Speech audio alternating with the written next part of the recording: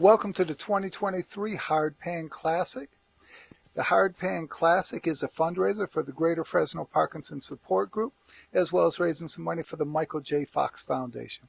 Full Circle Brewing is on as our major sponsor once again this year, and we're heavily supported by Legacy Disc. Throw Legacy. Fresno Flight Center and Fresno County Disc Golf are also major supporters and the organizers of what it is that we will be seeing today.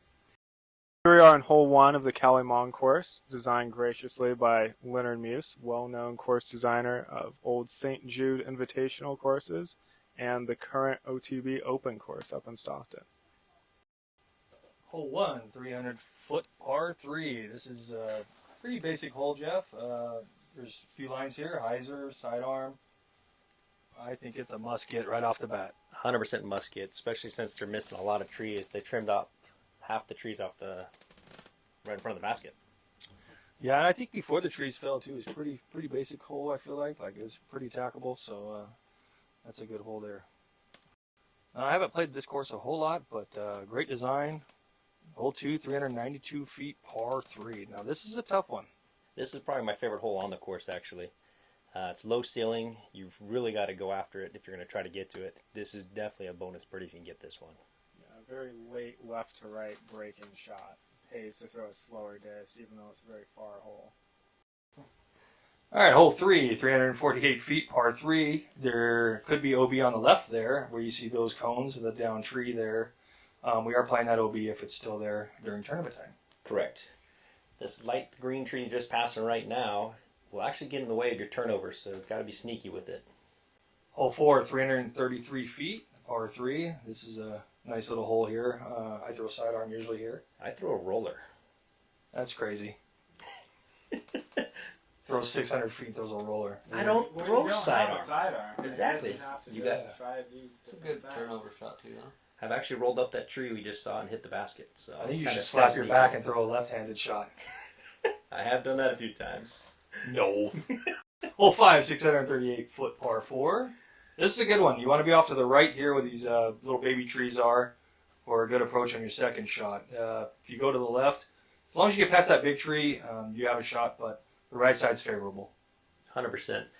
The first tree we passed, the second tree we passed will be the F8 tee pad and the juniors tee pad. There'll be a painted line for it too. Yeah, anything out to the right that you can put back underneath these trees will give you a good putt. Yeah, fast green, so there will be some skipping shots coming into this green, so definitely pays to have played woodward for those skip shots. 100%. And then we go to another par 4 back-to-back. This one is 654 feet. That first or second tree you see to the right there will be a Mando. Yes. So you got to watch that. And this one, you definitely want to get a good shot off the tee.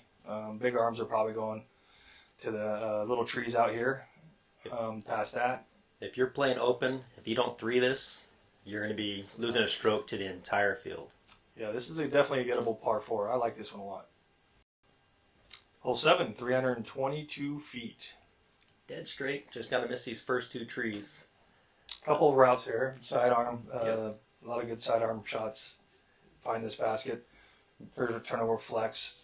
There are a few broken pipes on this hole, so there is a little bit of water. Sorry. Just get your feet wet.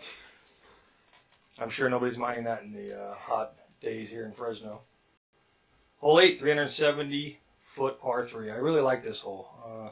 I do this one with a sidearm a few times, but it is a tough hole to get just because of all the early trees and the road right next to the basket. One year we'll make this a Mando where you have to go through these, but it's not this year. And as you throw the backhand down the tunnel here, if you get any sort of kick left or right off these trees, you can find yourself in the road very quickly. You said there's going to be a Mando? There is no Mando this year, but I hope next year maybe. Oh, way to ruin the hole, Jeff. Hole 9, 293 foot, par 3. This one, this is a musket. I mean, this Low is ceiling. Yeah. You will get a skip at this basket. This is one of the most favorable skipping areas on the course. Yeah, the interesting thing about this hole, too, it all depends on what the wind is doing, is what type of shot you want to throw. 100%. Hole 10, par 4, 585 feet. Another good par 4. I think the rollers will play off the tee here. I totally Around agree. that first tree on the right side, you get down Up around here is the ideal landing zone, kind of to the left here. And then you got like a nice easy putter shot or forehand into the green. Yeah, the difference between a good shot and a great shot is a good shot gets up to those trees and a great shot gets under them, so you don't have to deal with the ceiling on your second shot. Yeah, definitely need to get up there on your second shot. You know what I mean? Walk away with a birdie on this, you're going to feel good. Hole 11. This in past has been a great hole when it was the basket was on the left side, but now it's up here on the right hand side. There's a hyzer shot. There's a forehand shot. Pretty short hole, so it's very attackable. They trimmed up a lot of the trees on the left side, so it's actually pretty open now on the left if you have a forehand. I do not have a forehand, so I actually skip off the bricks that are on the right, or not bricks, sorry, little concrete tee pads up past the trees. You actually see it on the second view. There's two views on this hole. Yeah, you skip that, you're going right towards the basket, possibly acing. 100%. Hole 12, 350 foot par 3. This one's a fun one too. Low ceiling, just got to beat the trees. I know it's kind of easy to say, but if you actually beat these trees, you're going to have a putt. Yeah, I'm just trying to put it up in the shadow here and just give myself a putt because it is a low-hanging tree. So, but I actually throw a roller. I don't even mess with the ceiling. I throw the roller off the left side. and that's definitely a good option. Hole 13, I'm not sure what the yardage is, but it is a temp basket. I believe it's around 330 feet. It's going to be playing to the left up here. Not the basket you might see, but right up here to the left. Good hole. Basket's by the OB road. Forehand off the tee. Yeah, this is a fun one. There is a spike hyzer route. There's always a hyzer route. He's got a point. Hole 14, 340 feet. This one's kind of up by the bathroom, right? Yes. Just past these You want trees. mid-range straight, like hyzer flip a mid-range or fairway. Yeah, this hole kind of tricked me a little bit. I think from the tee it looks a lot closer than it really is. Yeah, this one definitely takes a little bit more of an arm than you would think. Yeah, throw that one a little harder. Hole 15, 300 foot par 3. You've got a bunch of routes. You got the hyzer over the barbecue that you see there. You got the anhyzer going around the monkey tree. The only guardian tree is the tree we just passed. It's a pretty good hole though. And of course, these are the Mach 7 baskets, which I love. Hole 16, 284 foot par 3. This is an interesting one.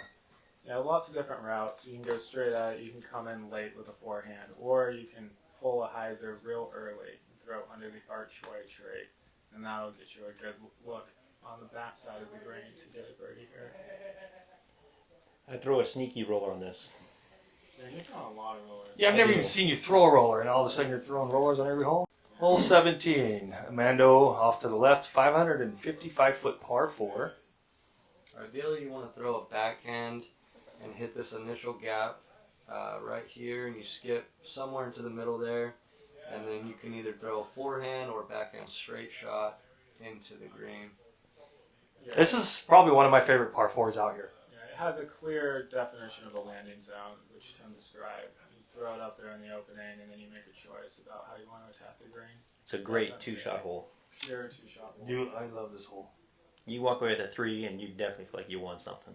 Yeah, and this is a nice 17th. Yeah, you won the tee pad for the next hole. Pretty much. 375 foot par 3, hole 18. This is where it all ends, right here. Nice easy hyzer route, forehand route. There's not much of a straight route because the pine tree you're getting into right now. Yeah, I love this position when it's in the back position. Hopefully we can play that one year, but pretty easy hole, I think, where it's at now. Yeah, I agree. They're going to be putting in new collars hopefully in the next 2 months or so, and we'll have more positions to actually play out on the course. Well, we want to thank you all for tuning in to our Caddy video book. We want to thank our sponsors, Leonard Moose and Jeff and Josh and Tim. Thanks for being with me.